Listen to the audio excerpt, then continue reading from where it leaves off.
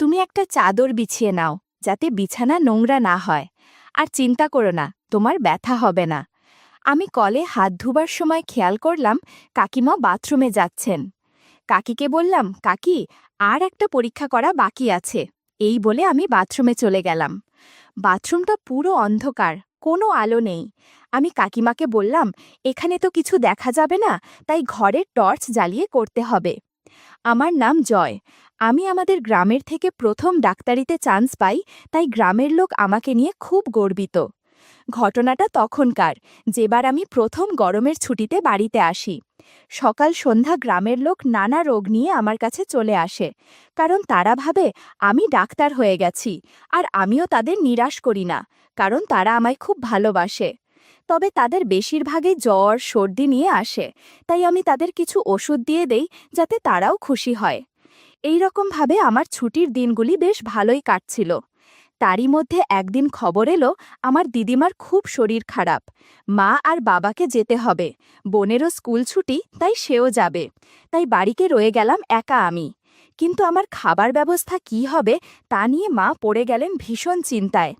তখনই মুশকিল আসান হয়ে দেখা দিলেন আমাদের পাশের বাড়ির কাকিমা, যিনি আমাকে ছোটবেলা থেকে কোলে পিঠে করে মানুষ করেছেন। তিনি মাকে বললেন, দিদি, জয় তো আমার ছেলের মতো, তোমরা ওকে নিয়ে কোনো চিন্তা করতে হবে না, ও আমাদের বাড়িতে খাবে। তাই মার আর কোনো চিন্তা রইল না। পরদিন সকালবেলা মা, বাবা ও বোন রওনা দিলেন দিদিমার বাড়ির উদ্দেশ্যে। তাই সকাল থেকে বাড়ি ফাঁকা। এরই মাঝে কয়েকজন এসেছিল ওষুধ নিতে, তারপর আর কোনো কাজ না থাকায় ঘুমিয়ে পড়েছিলাম। হঠাৎ ঘুম ভাঙল কাকিমার ডাকে। কিরে জয়, খেতে হবে না? দুপুর হয়ে গেছে, যা স্নান সেরে তাড়াতাড়ি আমাদের বাড়ি চলে আয়। আমিও তাড়াতাড়ি স্নান সেরে কাকিমাদের বাড়ি গিয়ে দেখি তিনি দুইজনের জন্য খাবার বেড়ে বসে আছেন। এখানে বলে রাখা ভাল যে কাকিমা বাড়িতে একাই থাকেন। কাকু শহরে চাকরি করেন ও তাদের একমাত্র মেয়ের বিয়ে হয়ে গেছে। কাকিমা একটু মোটা ধরনের মহিলা, গায়ের রং একটু চাপা, কিন্তু মুখটা খুব সুন্দর।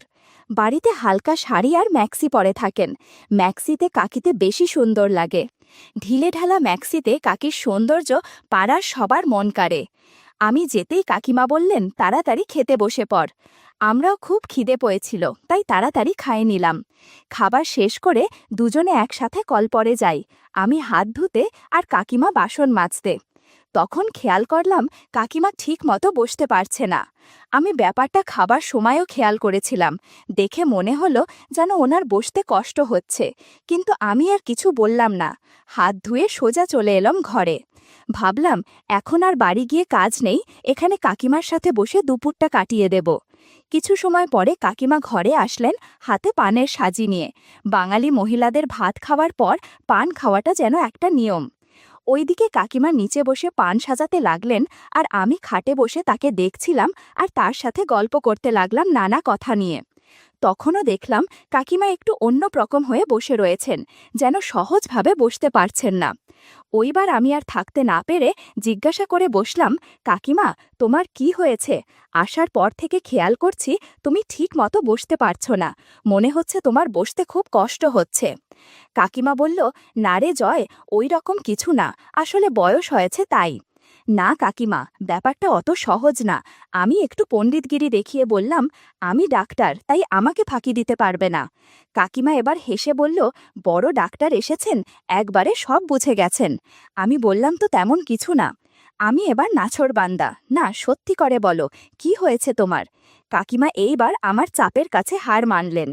কি বলবো তোকে, প্রায় 2 মাস ধরে তলপেটে খুব ব্যথা, বসলে উঠতে পারি না। আমি কাকিমার কথা শুনে কেমন যেন মনে মনে উৎসাহী হয়ে গেলাম। ভাবলাম ব্যাপারটা এগিয়ে নিয়ে যাই, দেখি কি হয়। জিজ্ঞাসা করলাম, তাহলে ডাক্তার দেখাওনি কেন? তোর কাকুকে বলেছিলাম, কিন্তু তার তো আর সময় হয় না।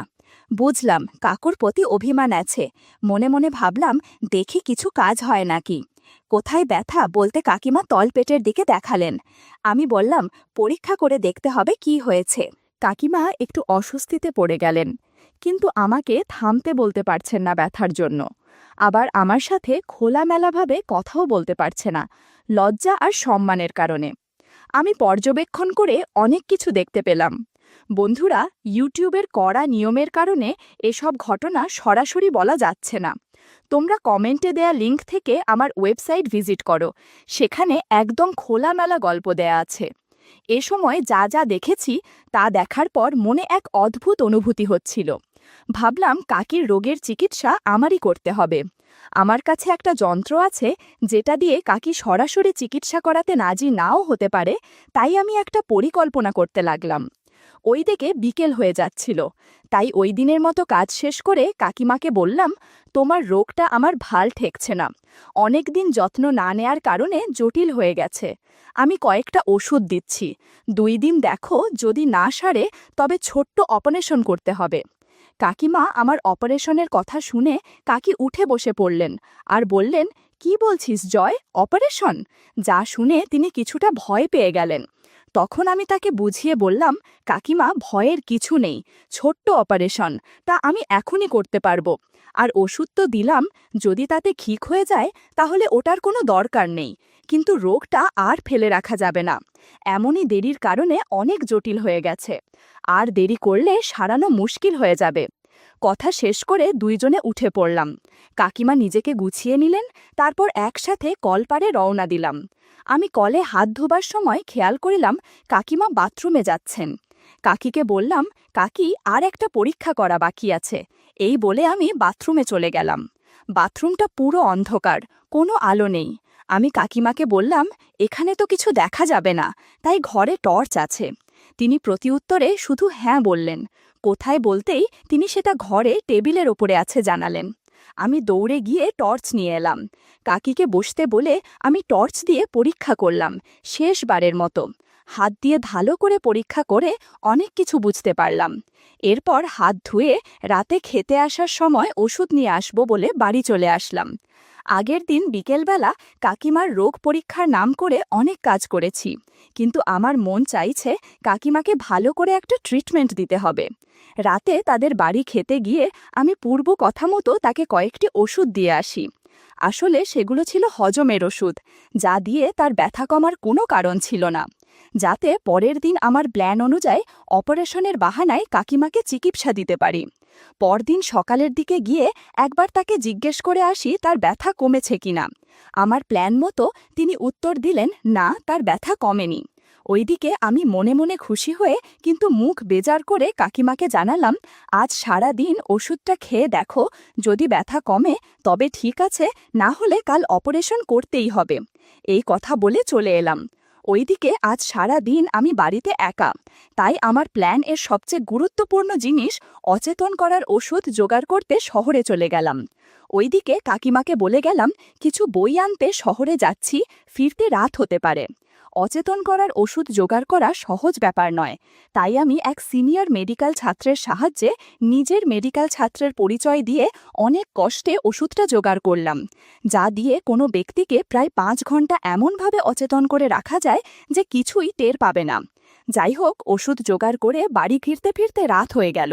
তাই রাতের বেলা কাকিমার বাড়ি খেতে গিয়ে তাকে জিজ্ঞেস করলাম ব্যথা কেমন। তিনি আগের মতো জবাব দিলেন, না, ওষুধে কোনো উপকার হয়নি। আমি জবাবে বললাম, আজ রাতটা দেখি, না হলে কাল অপারেশন করতেই হবে। যা শুনে কাকিমার মুখটা কেমন ভীত ও গম্ভীর হয়ে গেল। কাকিমা যে অপারেশনকে ভয় পাচ্ছে তা বুঝতে পারলাম। তাই আমি তাকে বুঝালাম, কাকিমা, ভয়ের কোনো কারণ নেই, ছোট্ট অপারেশন, তোমায় ব্যথা হবে না। কাকিমা আমার কথায় কিছুটা আশ্বস্ত হলেও আবার জিজ্ঞেস করলেন, জয়, অপারেশন কি খুব জরুরি? আমি বললাম, হ্যাঁ, না হলে ইনফেকশনের ভয় থাকবে। এই কথা বলে আমি বাড়ি ফিরে এলাম, কিন্তু মনের মধ্যে তখন একটাই কথা, কখন সকাল হবে, কখন কাকিমার অপারেশন করতে পারবো। পরদিন সকালবেলা ঘুম থেকে উঠে সোজা চলে গেলাম কাকিমাদের বাড়ি। কাকিমা খুব ভোরে ঘুম থেকে ওঠেন। আমি গিয়ে দেখলাম তিনি চা রেডি করে রেখেছেন। আমি চা খেতে খেতে তাকে আবার প্রশ্ন করলাম, তোমার ব্যথার কি অবস্থা এখন? তিনি মাথা ঝুঁকিয়ে বড় দুঃখের সাথে বললেন, না রে জয়, ব্যথা একদম কমেনি। আমি কথাটা শুনে মনে মনে খুব খুশি হলাম, কিন্তু মুখে একটা চিন্তার ভাব নিয়ে তাকে জানালাম, কাকিমা, আর কোনো উপায় নেই, অপারেশনটা করতেই হবে। যা শুনে তিনি আবারও চিন্তিত হয়ে বললেন, জয়, আর কিছুদিন দেখলে হয় না, সবে তো মাত্র একদিন ওষুধ খেলাম। আমি সঙ্গে সঙ্গে তাকে থামিয়ে দিয়ে বললাম, না কাকিমা, তোমার যা রোগ তা ওষুধে সারবে না মনে হচ্ছে। তবুও আমি একবার চেষ্টা করলাম, কিন্তু এর পরেও অপারেশন না করলে বিপদ হতে পারে। আমার কথা শুনে কাকিমা আরও ঘাবড়ে গেলেন। বললেন, দাঁড়া, তোর কাকুকে একবার জিজ্ঞেস করে দেখি। এটা শুনে আমি মনে মনে কিছুটা ভয় পেয়ে গেলাম যে এবার আমার প্ল্যানটা না ভেস্তে যায়। এমন সময় কাকিমা বললেন, জয়, তোর কাছে মোবাইল আছে না? আমাকে একটু দে না, তোর কাকুর সাথে কথা বলে দেখি তিনি কি বলেন। আমি মন না চাইলেও অনিচ্ছা সহকারে মোবাইলটা তাকে দিলাম। তিনি মোবাইলে কাকুকে সব ঘটনাটা বললেন। শুনে তিনি বললেন, জয় এই বিষয়ে সব জানে, তাই সে যেটা ভালো বুঝবে সেটাই করা উচিত। আর ও যদি বলে অপারেশন করা জরুরি, তাহলে তা করিয়ে নেওয়া ভালো। কাকুর সাথে কথা বলে কাকিমা এবার যেন অনেকটা হালকা হলেন, আর আমি মনে মনে খুব খুশি হলাম, কারণ আজ কাকুর পারমিশন নিয়ে আমি কাকিমার চিকিৎসা করব। কাকি জিজ্ঞাসা করলেন, জয় তাহলে কখন করবি? আমি কিছুটা ডাক্তারি ঝেড়ে বললাম, তুমি সকাল 10টার দিকে পেট ভরে খেয়ে নিবে আর ভালো মতো স্নান করে নেবে। আমি তোমাকে ওষুধ দিয়ে অচেতন করে নেব, তুমি বুঝতেই পারবে না কখন কি হয়েছে। যা শুনে কাকিমা বললেন, তাই নাকি? তাহলে খুব ভালো। আমি বললাম, তুমি ঘুম থেকে উঠে দেখবে সব শেষ। তাহলে আমি এখন যাই, 12টার দিকে আসব, তুমি রেডি থেকো। 12টার সময় আমি চলে আসলাম কাকিমাদের বাড়ি, অচেতন করার ওষুধ আর আমার যন্ত্র নিয়ে। ঘরে গিয়ে দেখি যে তিনি রেডি হয়ে বসে আছেন। আমি সাথে সাথে তাকে বললাম, কাকিমা একটা বড় চাদর বিছিয়ে নাও, না হলে বিছানা নোংরা হয়ে যাবে। তিনি একটা চাদর এনে বিছানায় পেতে দিলেন। এরপর আমি অচেতন করার ওষুধ দিলাম। কিছুক্ষণ অপেক্ষা করতেই তিনি আস্তে আস্তে অচেতন হয়ে পড়লেন। আমি পরীক্ষা করে নিলাম যে তিনি ওষুধের প্রভাবে সম্পূর্ণরূপে অচেতন কিনা। এবার আমি চিকিৎসা শুরু করলাম। বড় একটা সাপোজিটার তৈরি করে নিলাম। বন্ধুরা, তোমরা নিশ্চয়ই বুঝতে পেরেছ আমি কিসের কথা বলছি। আস্তে আস্তে চিকিৎসা করতে লাগলাম। প্রায় 3 ঘন্টা এক নাগারে কাকিমার চিকিৎসা করার পর ক্লান্তি লাগছিল। এদিকে কাকিমা বুঝতে পারলেন না কি কি হয়েছে এই 3 ঘন্টায়। একটু পর আমি সব গুছিয়ে নিলাম। এরপর পাশে রাখা জলের বোতল থেকে জল নিয়ে ছিটিয়ে দিলাম তার চোখে মুখে। এতে তিনি কিছুটা স্বাভাবিক হয়ে এলেন। কষ্ট করে সামান্য উঠে বসে আমার দিকে তাকিয়ে প্রশ্ন করলেন, জয় আমার একটু ব্যথা হচ্ছে, কি করেছিস তুই? আমি আমতা আমতা করে জবাব দিলাম, অপারেশনের পর ওই রকম একাক্ত হয়, 2-1 দিন ওষুধ খেলে ঠিক হয়ে যাবে। তুমি চিন্তা করো না, আমি আছে, ওষুধ দিয়ে দেব, 2-1 দিনে সব ঠিক হয়ে যাবে। আর তুমি এখন বেশি নড়াচড়া করো না, একটা বালিশ দিয়ে সোজা হয়ে শুয়ে থাকো, আমি চা করে আনছি। তারপর চলে গেলাম রান্নাঘরে চা বানাতে। মনের অনেকটা আশঙ্কা কেটে গেল যে কাকিমা কিছু ধরতে পারেননি, আমার কথা সরল মনে বিশ্বাস করে নিয়েছেন। আমি চা করে নিয়ে গেলাম কাকিমার কাছে। তিনি তখন বিছানায় শুয়ে রয়েছেন। আমি তাকে চা খাবার জন্য ডেকে উঠে বসতে বললাম। তিনি অনেক চেষ্টা করেও উঠে বসতে পারলেন না। সদ্য চিকিৎসা করেছি তো, তাই একটু ব্যথা হচ্ছে। তারপর কাকিমার সাথে চা খেতে খেতে তাকে আরও ভালোভাবে বুঝিয়ে বললাম, যাতে তিনি কোনো রকম সন্দেহ না করেন। তাই তাকে কিছু মিথ্যে গল্প বানিয়ে বললাম, কাকিমা তোমার রোগটা খুব জটিল ছিল, যা তোমাকে আগে জানায়নি, কারণ তুমি ভয় পেয়ে যাবে। আমি তো আছি, সেটা কয়েকদিনের মধ্যে সরিয়ে ফেলব। আর এখন থেকে তুমি যতদিন ঠিক না হয়ে উঠছ, আমি তোমার সাথেই থাকব। এই বলে চা শেষ করে কাকিমাকে আবার বিশ্রাম নিতে বলে নিজেও চলে গেলাম রাতের খাবারের ব্যবস্থা করতে।